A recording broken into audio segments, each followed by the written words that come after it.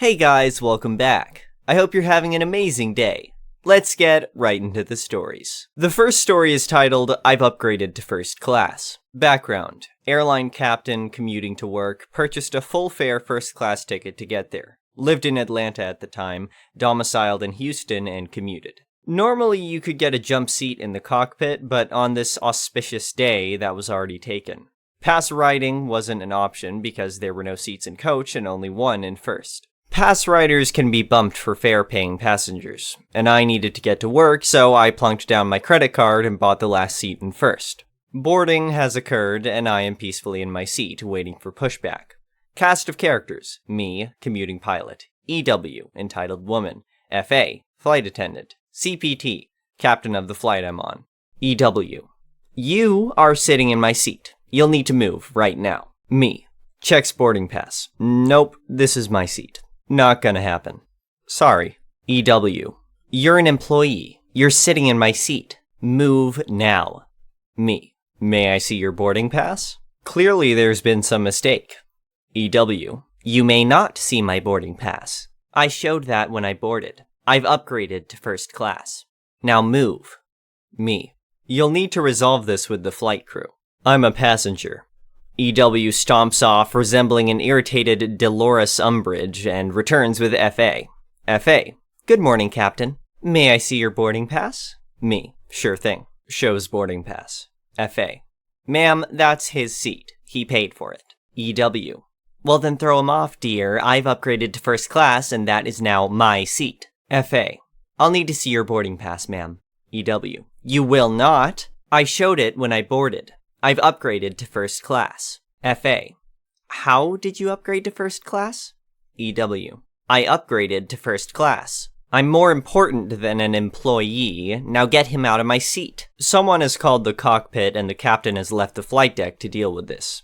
Captain, ma'am, I'm Captain Wallaby, not his real name. I've just spoken with the gate agent. We certainly apologize for this awkward situation. The agent has corrected your paperwork and has a voucher for future travel for you as well. Please go fetch your new boarding pass and your voucher and we'll be on our way.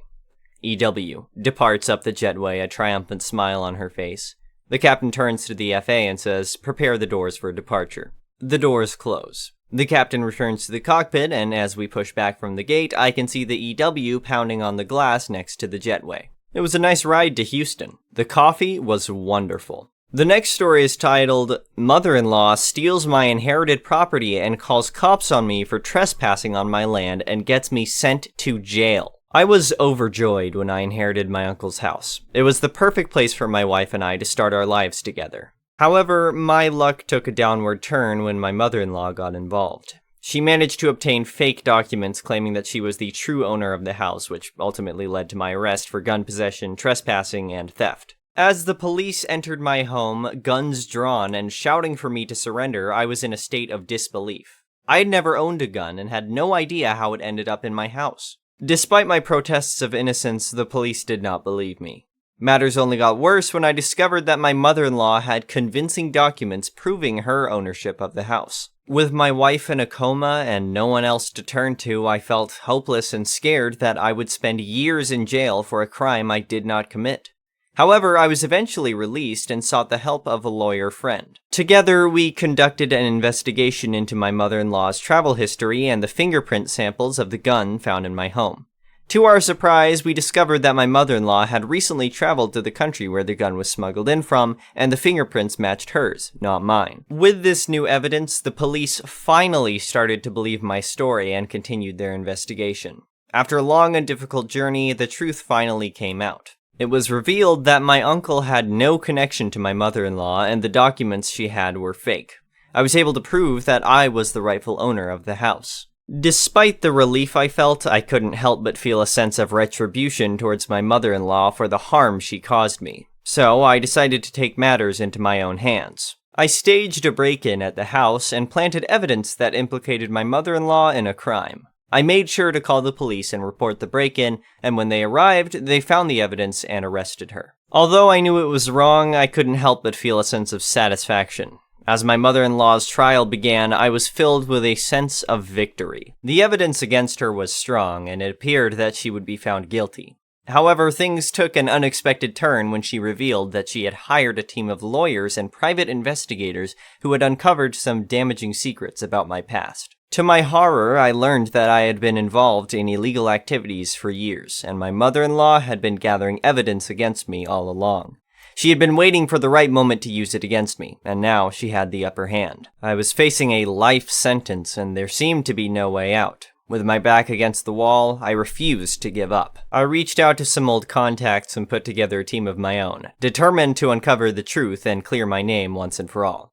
Through our hard work and perseverance, we discovered that my mother-in-law was involved in even more criminal activities. In the end, she was sentenced to life in prison, and I was cleared of all charges. I learned from this experience that it's never too late to turn your life around and do the right thing. Despite the challenges I faced, I never gave up and was ultimately able to clear my name and start fresh with my wife by my side. The next story is titled, My Aunt Tried to Announce Her Daughter's Pregnancy at My Baby Shower for My Rainbow Baby. My husband and I are finally expecting our rainbow baby after years of infertility and multiple miscarriages. It's safe to say we and our family are very freaking excited. My mother is probably the most excited. She's been planning our baby shower and making decorations for months. She's been the biggest help during this exciting yet scary pregnancy.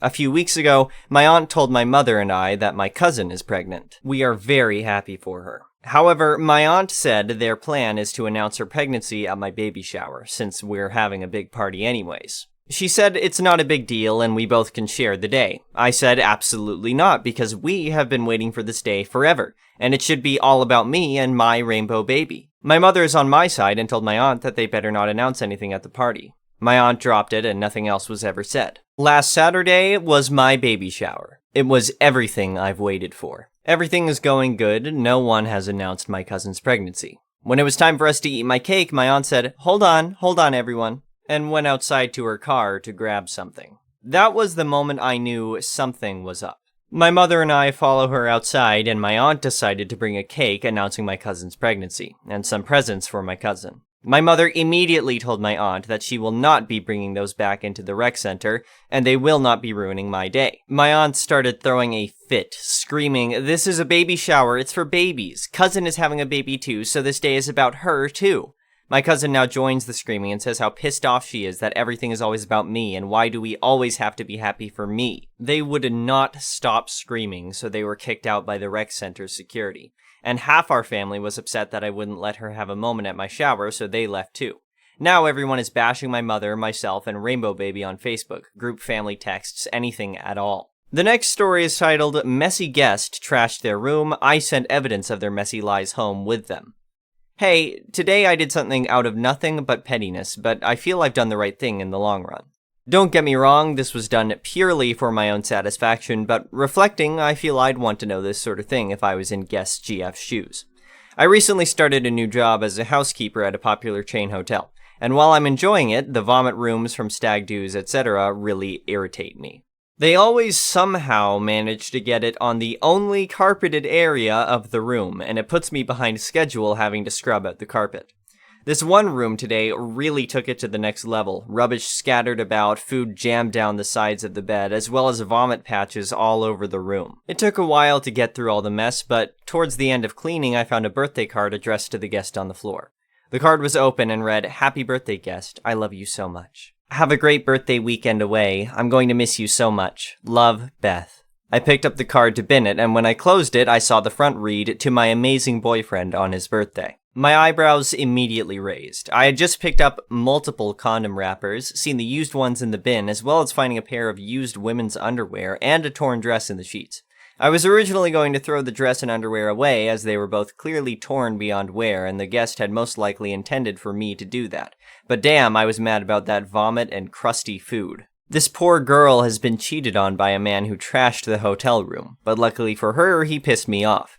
I took the torn dress and underwear down to reception and logged them into our lost and found with the room number attached. Our system always sends a copy of lost item emails to the emergency contact as well, just in case the guest misses the email. The cheater and his emergency contact will soon receive a friendly email with a photograph of the forgotten items and a description of what they are and where they were found in the room. Who is his emergency contact? His girlfriend, Beth. If you're going to cheat on your SO, don't piss off the housekeeper. The next story is titled, I deliver food to a lady and she wants me to pay for it. So this happened recently, so the details are fairly sharp. Just some basic disclaimers on phone, English is not my first, you know it by now. In the country where I live, you can order food online and decide to pay online or by cash. Once you order, someone on a moped or bike delivers it to your house. I was a bike deliverer, and someone ordered some huge order for around 40 euros. It was a rainy day, and it was almost at the end of my shift, so I was already agitated before even hearing of the order.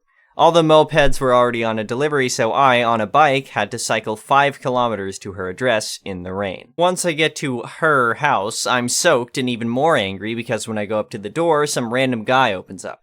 This woman put in the wrong address and I needed to cycle for another 2 kilometers. Once I get to her actual house, I had to wait for her to open the door, and then the most typical Karen you can think of opens the door, and I'm now knowing what she was going to do. She was going to try and get her food for free by telling me her food was cold. M. Me. I. Idiot woman. B. Boss. M. Hi, you ordered? I. Yeah, that took a while. M. Yeah, I got the wrong address. Doesn't matter, I'm here and so is your food, with my best fake smile. I. That's great. Rips the food out of my hand. M. You still need to pay me 40 euros. I. The food is cold. M. Of course, it's raining and you made me go to the wrong address. I. That's not my problem. M. It sorta is. I. Well? M. Well, what? I. Are you going to give me new warm food? M. I can't just make warm food in front of your house. I. You better find a way or I'm going to call your boss. I've actually been on the phone with my boss the whole time. He's a ducking legend. He drinks beers with me and knows I'm low on money, so he always finds a way to put in more hours than I worked. I had earplugs in, wasn't being that rude. Go ahead. He'll gladly tell you that I can't make food in front of your house and that you need to wait for a long time for your food. I. But I want my food now. M. I can't help that. It's food now or your food is cold. I. But I want my food warm and now. M. No need to start yelling at me. I. I'm going to call your boss and tell him that you're being rude. You can come in and hear what he has to say. I gladly step into the house to avoid the rain because it was still raining and there was no roof above the house. I put her phone on speakers. B. Hello, boss here. What can I do for you? I. Yeah, hello. I have a very rude delivery guy. B. Could you tell me your address? She tells her own address. B. I don't have an order at that address. M. She put the wrong address. It's under Tel's address where the order was placed. B. Yeah, I see it now. That is 2 kilometers away. I. Yeah, but the food is cold. B. That doesn't surprise me. I. So? B. So? I. Where is my warm food? B. That needs to be made.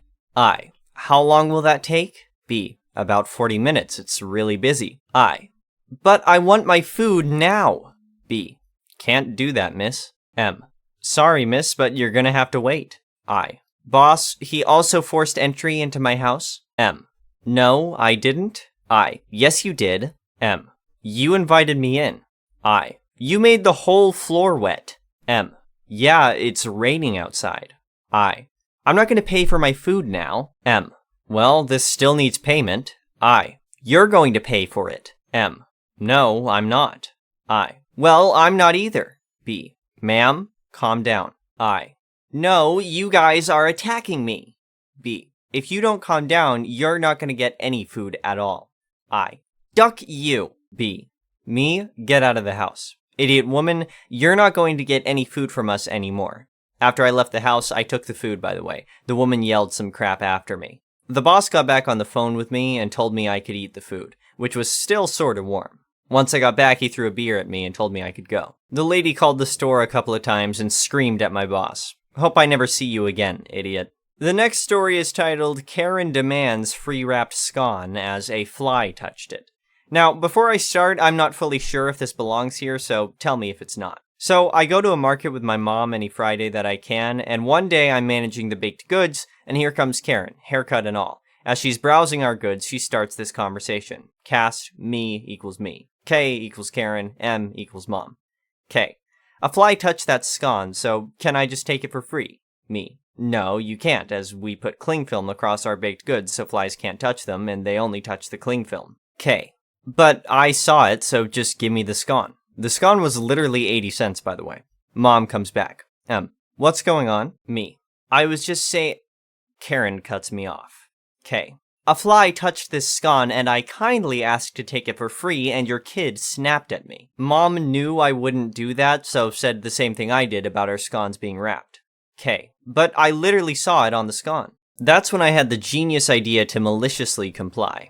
Me. Are you sure a fly touched that scone? K. Yes, that's what I've been saying. Me. Okay, I proceed to pretend to put the scone in a bin. I really dropped it in a box so I could have it later. K. What did you do that for? I wanted that scone, you idiot. Me. Miss, please calm down. We have a rule where if a fly touched a product, we bin it. K. Now visibly annoyed. I wanted that scone. Give me another one for free. Me. Miss, I'm not giving up a free scone. They're literally 80 cents. Karen then stomps off complaining, and I decided to take out that exact scone and eat it. God, revenge tastes good. Thank you for watching. I would really appreciate it if you could like the video and subscribe to our channel if you haven't already. We'll see you again tomorrow.